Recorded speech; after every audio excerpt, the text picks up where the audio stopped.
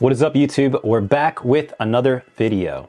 And today is special. I'm going to be starting a mini tutorial series called Back to the Basics, where I'm going to go over the basics of line work, shading, and also color packing in a structured week by week learning program. So make sure that you are subscribed and hit the little bell notification so you could be updated whenever we come out with a new video for this tutorial each and every week. So to kick it off for the first video, we're going to be diving into line work. Line work is something that you need to know in detail if you want to be able to tattoo correctly, because it is literally the foundation of every tattoo that you do. This is one thing you're going to want to learn after you go through all the hygiene aspects of tattooing. You need to be able to tattoo correctly and efficiently, but also be able to do that in a sterilized manner, which is the most important thing when it comes to tattooing. So before we jump into straight line work, there's a couple of things that we need to know and understand before actually doing the process. And this way your line work will come out smooth and consistent. So we're going to start out with how to grip your machine. So whenever you're holding your machine, the basics are, I make sure that my middle finger is wrapped underneath the cartridge right like this. So you can see when I'm holding my machine, I naturally grab it. My middle finger goes under the cartridge for support. I'll let my pointer finger wrap around, and my thumb is going to be held right like this to hold the machine effectively, and I have a nice stable grip on my machine. With these two bottom fingers, some people like to hang them out like this to gauge your depth. What I like to do is tuck them in so everything is nice and tight, and this is my depth control. So when I'm holding my machine, I'm gliding my hand across the skin to be able to effectively pull a line and keep everything nice and tight the whole way through the tattoo. So this is how I hold my machine for being able to pull lines. If I'm pushing lines, all I do is change my grip from putting my machine in the pocket right here to putting it in the pocket right here, in between my thumb and my pointer finger. So from right here is how I pull lines, and then to push lines, I'll just move my machine a little bit to have it ride right like this. Now my middle finger is always tucked underneath the cartridge right like this. My fingers are in the same position, but I just move the machine just those couple of inches to change my grip completely to be able to push lines, and then I could switch it over like this to pull lines. And also some people will wrap their grips. So with this machine, I buy disposable grips. So when I'm tattooing on live clients, I'll throw a tattoo machine bag over this whole machine, and then I'll use a disposable grip. But for longer tattoos to where it really starts to wear down on my fingers holding these grips, even if I have a nice squishy one, I will wrap it with some sports wrap. So all you have to do is wrap it up right like this. And no matter how many wraps you want to put on it, depending on how thick you want it to be, you could put a ton of wraps or just a nice quick wrap to have it more stable in your hand and more comfortable. Now, this wrap is not okay to just wrap your machine to tattoo on live clients. This is not going to keep your machine clean. You want to make sure that you're wrapping it and also using disposable grips. You don't want to just think that it's okay wrapping it like this, because there's going to be ink, plasma, and stuff get up in the inside. It's just not going to be good for anyone. So don't do that, but for comfort, this works great. So now that we know how to hold our machine, now we need to understand the stabilization that you need in order to tattoo effectively. So the way that I hold my hand when I'm actually tattooing on a client or fake skin. And the way that we could achieve this is focusing on 3 points of contact.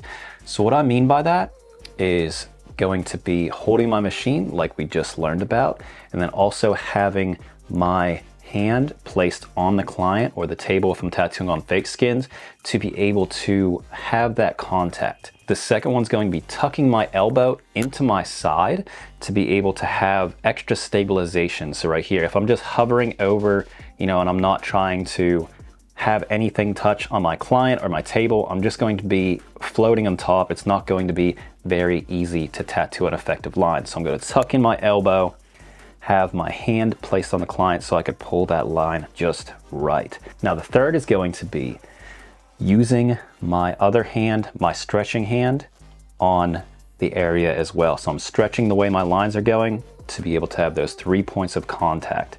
Now sometimes I'll actually stretch it more than 2 ways. I'll kind of use this hand to stretch, but that's a little bit deeper that we'll dive into in some further videos. And also, if you're just first starting out, another pro tip that I have for you, if you're just getting used to holding your machine, you could lock your thumb of your stretching hand and your pinky of your tattooing hand together to get extra stabilization when you're first learning. Now, this is going to be really hard to do if you're pulling really long lines, because you don't have that ability to, just kind of glide across the skin to make long lines. But if you're first starting out, this could be a great way for you to practice and just get that stabilization and that comfort to be able to do tattoos effectively. So now I'm going to show you on this fake skin right here how I would actually do that.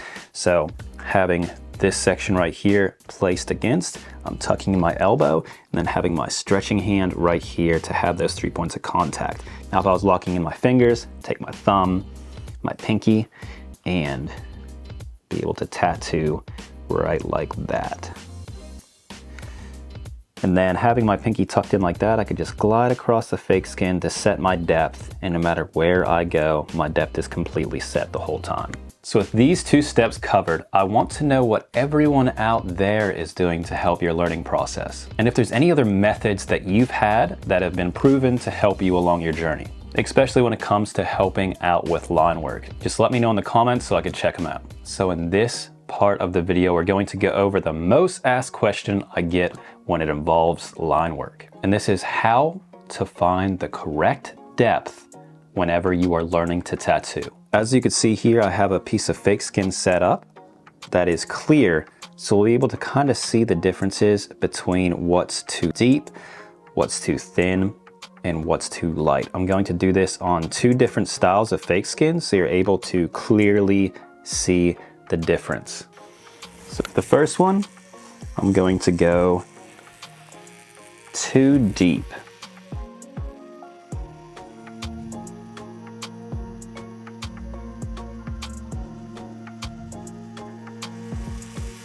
For the next one, I'm going to go too light.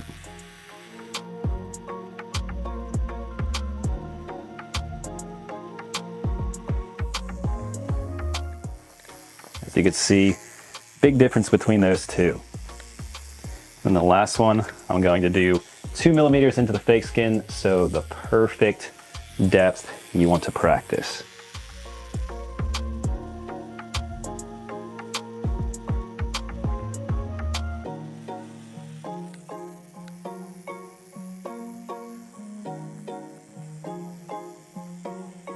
So now what we can do is we'd take some scissors and just cut a little strip off this side so we could get into what it actually looks like whenever we're doing our lines. So you could see, it's kind of hard to see in this, but this one went really deep into this skin. This one barely touched the surface, and this one's going in about 2 millimeters. It's kind of hard to see in this one, so we're going to go in and show you on actual real skins so you can get a better understanding what it will look like. And I highly recommend actually tattooing on real skins. Another way to kind of tell if you're going too deep is it'll cut into the fake skin. As you can see here, this one's ripped. You can barely see this line, and this one's not ripped at all. So now for this, I'm going to put a trash piece of fake skin down underneath this one, because to show you going too deep would cause an issue because we'd be drilling into the table. So real skins are really, really nice to use because they are 3 millimeters thick, which makes it really easy to understand if you're going too deep or going too light. So I like real skins a lot. That's pretty much what I use for every practice design that I'm doing. So now we'll do the same steps. First one, I'm going to go too deep.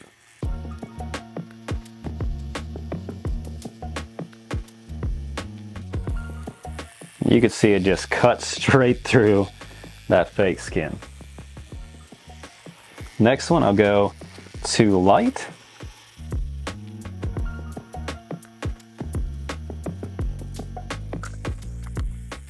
And then the last one, I'm going to go the perfect depth, 2 millimeters into the skin.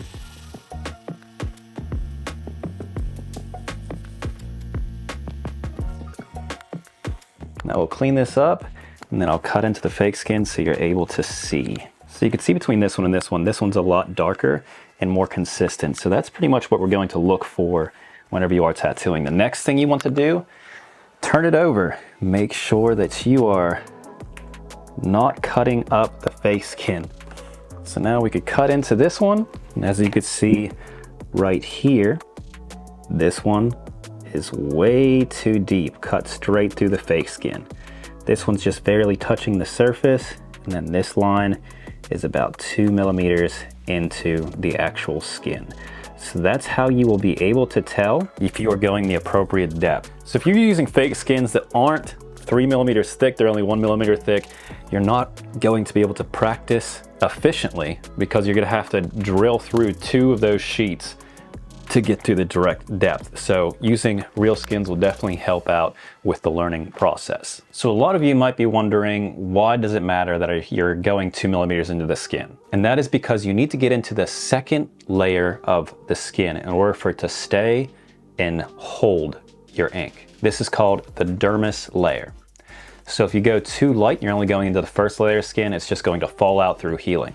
If you go too deep into the third layer where it's a lot of fatty tissue, it's just going to expand and cause blowouts. And that is the basics that you need to know about line work before going into a tattoo. Now keep in mind, we're going to be building from what we learned today on the future videos coming out. In next week's video, we're going to be going through some line work practice. And I'm going to have some drills set up so you're able to practice your line work and everything that we learned today, along with what we're going to learn next week. So make sure you stick around and hit that bell of notifications so you don't miss out. That's all for today's video.